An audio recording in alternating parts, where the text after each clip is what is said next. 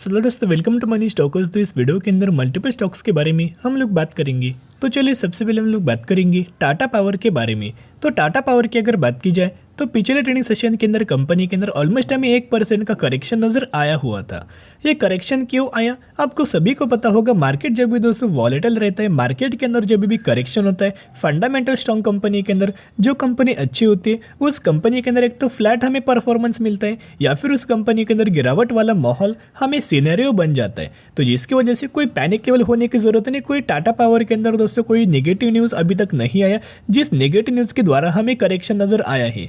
इसे आप profit booking बोल सकते हो, इसे कुछ भी दोस्तों बोल सकते हो, लेकिन कोई नेगेटिव न्यूज़ हमें टाटा पावर के अंदर नजर नहीं आया।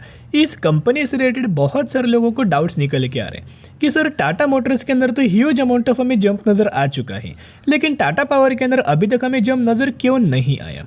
अगर आप इन दोनों कंपनी का, टाटा ग्रुप से दोनों कंपनी बिलोंग करता है, टाटा मोटर्स और टाटा पावर का अगर आप दोस्तों परफॉर्मेंस देखोगे तो सबसे पहले कंपनी कंसोलिडेट कर दे। देखिएगा सबसे पहले कंपनी कंसोलिडेट करता है, बाद में जब कंपनी के ब्रेकआउट नजर आता है, उस ब्रेकआउट के बाद कंपनी के अंदर शानदार तरीके से तेजी रैली हमें नजर आ जाता है।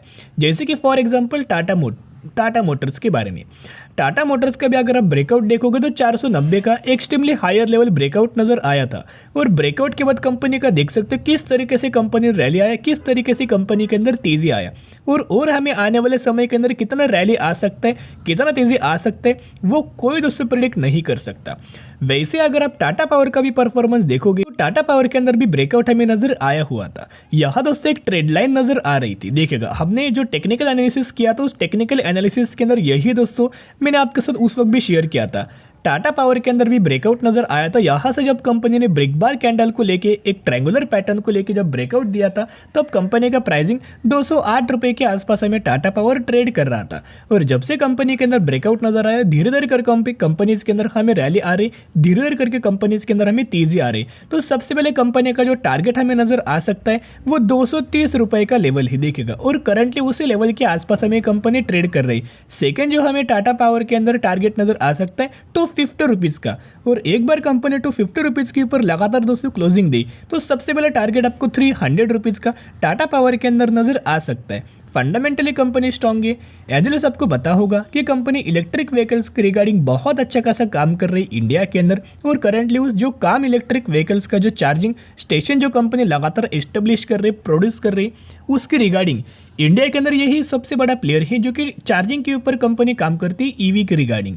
तो गवर्नमेंट्स के द्वारा अलग अलग सेक्टर के अलग अलग गवर्नमेंट्स के द्वारा बहुत बड़े बड़े हमें प्रोजेक्ट्स मिल रहे, बहुत बड़े बड़े ऑर्डर्स मिल रहे। साथ में कंपनी सोलर के अंदर भी काम कर रही, पावर के अंदर भी काम कर रही, और रिन्यूएबल एनर्जी के अंदर भी कंपनी काम कर रही है। इन सभी सेगमेंट को लेकर दोस्तों अगर आप देखोगे, डिसीजन बनाओगे तो आने वाले समय के अंदर ये कंपनी बहुत ज़्यादा ट्रेंडिंग होने वाली है। और जो भी कंपनी ट्रेंड के हिसाब से बिजनेस चेंज करती है, बिजनेस अपना डाइवर्सिफाई करती है, तो वही कंपनी आने वाले समय में डिमांड हमें अच्छे खासे बेसिस के ऊपर या डिमांड दोस्तों जो फुलफिल करती है। और जब तक कोई कंपनी डिमांड फुलफिल ना करे तब तक उस कंपनी के अंदर रेवेन्यूज के अंदर और नेट प्रॉफिट के अंदर कोई शानदार तरीके से ग्रोथ नजर नहीं आएगी। और जब तक कंपनी के अंदर ग्रोथ नहीं आएगी तब तक कोई भी कंपनी आपको अच्छा खासा रिटर्न बिल्कुल भी प्रोवाइड नहीं करेगी। चलिए एक एग्जांपल के द्वारा हम लोग बात करेंगे। अगर आपने कोविड से पहले टाटा पावर का दोस्तों परफॉर्मेंस देखा होगा तो कंसोलिडेशन फेज के अंदर कंपनी बिलोंग कर रहा था। अचानक से कोविड के द्वारा हमें खबर आया, पैंडेमिक के द्वारा खबर आया, डायरेक्टली कंपनी के अंदर क्रैश हुआ। क्रैश किया हुआ मार्केट के अंदर पूरा दोस्तों क्रैश हमें नजर आया हुआ था।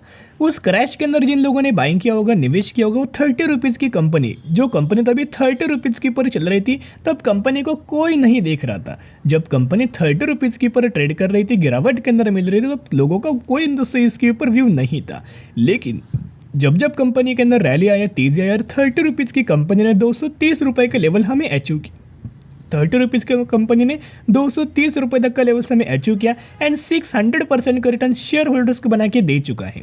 तो अगर कोई भी कंपनी इतना ह्यूज अमाउंट ऑफ रिटर्न बना के देगी तो वो कंपनी कंसोलिडेट करेगी, एंड साइडवेज हमें उस कंपनी का हमें परफॉर्मेंस नजर आएगा। और जब भी कंपनी उससे ब्रेकआउट देगा, ह्यूज अमाउंट ऑफ रैली हमें आने वाले समय के अंदर तेजी नजर आ सकती। सबसे पहले टारगेट हमने बताया था 230 रुपये का लेवल, उसको ब्रेक करेगी 250 का, और उसका भी अगर ब्रेक करेगी तो और हमें कंपनी अपना लाइफ टाइम वाला हाई हमें लगातार कंपनी क्रिएट कर सकती है। तो buy on day strategy apply करके टाटा पावर जैसे फंडामेंटल स्ट्रॉन्ग कंपनी को अपने पोर्टफोलियो के अंदर ऐड कर सकते हो।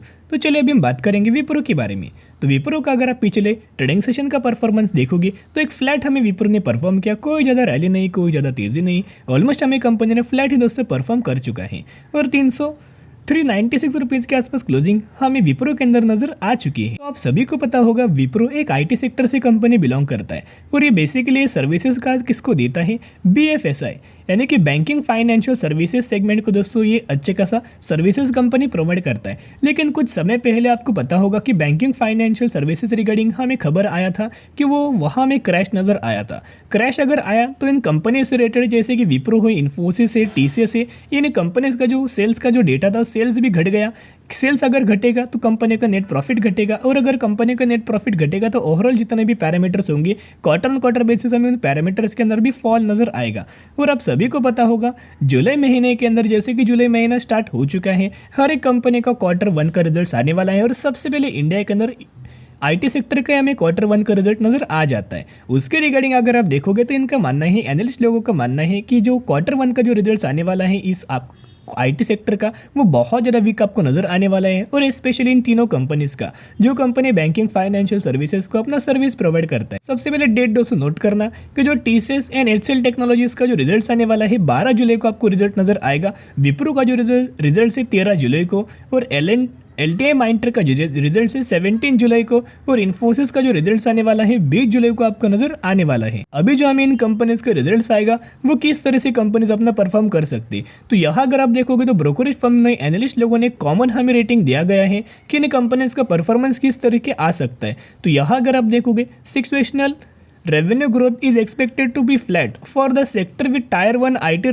ranking from -2.4% constant currency quarter-on-quarter basis to 1% quarter basis CC. तो बेसिकली अगर आप देखोगे तो इस हद या फिर आप बोल सकते हो कि इस तरीके से इन कंपनीज का हमें जो रेवेन्यूज ग्रोथ है वो नज़र आ सकता है, यानी कि कोई ज़्यादा ग्रोथ नहीं आएगा, कोई ज़्यादा हमें दोस्तों ये गिरावट नहीं होगा, एक फ्लैट के आसपास आपको इनका रिजल्ट्स आएगा, 2-3% के आसपास करेक्शन इनके रेवेन्यूज के अंदर नज़र आ सकता है। यहाँ दोस्तों एक और उन्हें दिया गया है कि जो एचसीएल टेक एंड जो एलटीआई माइंडट्री का जो रिजल्ट्स आ सकते हैं while Wipro and tech Mahindra का वो ऑलमोस्ट डिक्लाइन हमें नजर आ सकता है। इन्फोसिस एंड टीसीएस का जो रिजल्ट है वो फ्लैट आपको नजर आ सकता है एंड जो विप्रो जो कंपनी है वो एक्सपेक्ट कर सकते हैं 0.0 से लेकर 2% के आसपास क्यूएन के बेसिस की पर उनका रिजल्ट आ सकता है। तो जिनका ये मानना है कि ये कंपनी का रिजल्ट बहुत ही बुरा आएगा या फिर ये कंपनी ऑलमोस्ट 300 रुपये के आसपास मिल जाएगी, 250 रुपये के आसपास मिल जाएगी, 100 रुपये के आसपास विप्रो हमें कंपनी मिलेगी, तो उससे बहुत गलत फैमिली है। इस तरीके से नहीं होने वाला।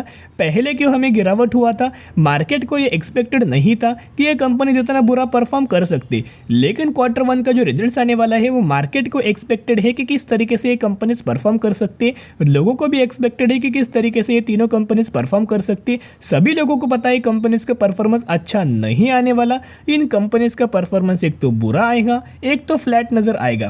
तो कोई ज़्यादा दोस्तों गिरावट होने वाली नहीं है। गिरावट अगर होगी तो स्लाइटली गिर सकते हैं, लेकिन बहुत बड़े जिस तरह से कि आप एक्सपेक्ट कर रहे हैं उस तरीके से बिल्कुल भी गिरावट नहीं होने वाली। तो चलिए Q1 रिगार्डिंग जितने भी डाउट्स होंगे दोस्तों मैंने आपके साथ क्लियर कर चुके हैं। तो चलिए टेक्निकल चार्ट पैटर्न्स के बारे में हम लोग बात करेंगे। विप्रो का जो रेजिस्टेंस लेवल है 413 रुपये का है और जो विप्रो का सपोर्ट लेवल है 375 रुपीज़ के आसपास है और करंटली ये कंपनी 395 रुपीज़ के आसपास हमें ट्रेड कर रही है। अभी दोस्तों कंपनी का रिजल्ट्स आने वाले हैं, तो कंपनी का अगर बुरा दोस्तों परफॉर्म नजर आए तो कंपनी का 375 रुपीज़ के आसपास सपोर्ट लेवल बन सकता है। अगर कंपनी विप्रो एक फ्लैट अगर दोस्तों परफॉर्म करेगी तो भी हमें गिरावट नहीं होगा और कंपनी डायरेक्टली 413 रुपये के आसपास धीरे करके हमें बढ़ती हुई नजर आएगी।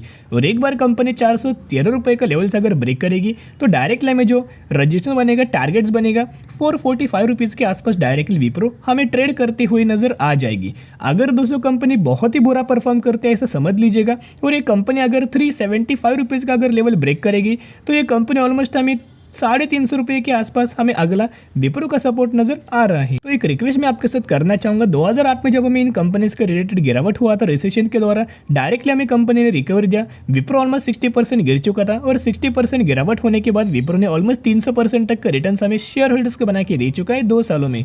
फिर 2020 में जब करेक्शन हुआ था कोविड के द्वारा, तब हम ऑलमोस्ट हमें विप्रो 50% के आसपास गिर चुका था।